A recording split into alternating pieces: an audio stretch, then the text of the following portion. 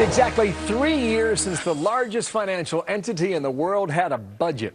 The U.S. federal government reaching a milestone on Sunday, 3 full years without passing a permanent spending plan. Last week, leaders in the United States Senate, which is controlled by the president's own party, announced they would not advance a budget for the 3rd year in a row.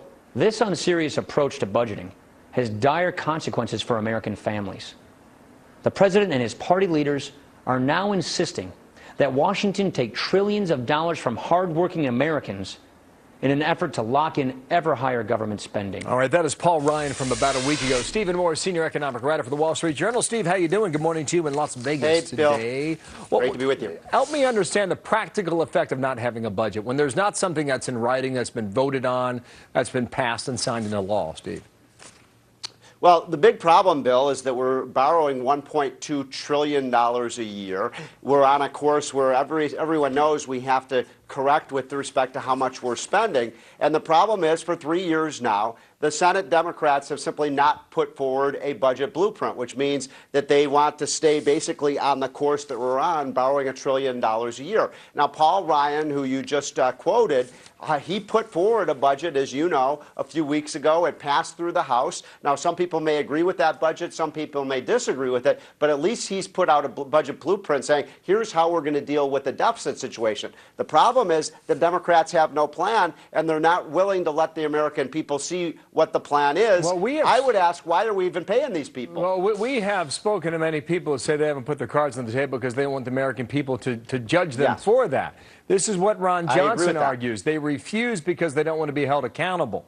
He continues, they would rather cut backroom deals that hide the details of their plans and then take political potshots at Republicans who have had the courage to produce and vote for a serious budget. Do you agree with that? 100%. That's exactly what they've been doing. You saw all of the shots that they took at Paul Ryan's budget. He wanted to push Grandma over the edge of the cliff in her wheelchair. Those kinds of ads have been running against the Republican budget. But the point is, there is no Democrat plan. Now, the president put out his plan, Bill, as you know, back in February. It was voted in the House and Senate. It was voted down 97-0 in the Senate, 400-something to 0 in the House. Even Nancy Pelosi wouldn't vote for that budget. So the problem is the Republicans have a plan that Democrats don't. I think this is extreme financial malpractice by the Democrats.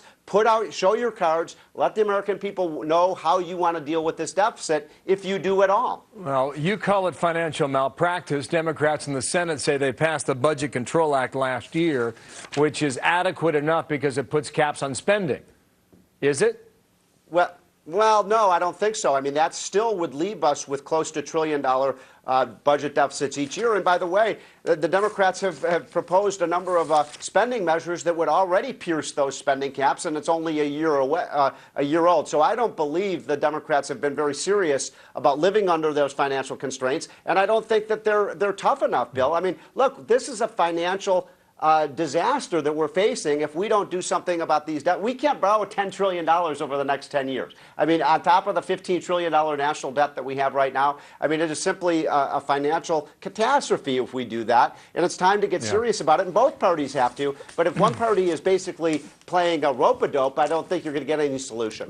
John Boehner would tell you that's what elections are for, and we will find out in November if he's right or not. That's a good point. Stephen Moore, Wall Street Journal. Thank you in Vegas.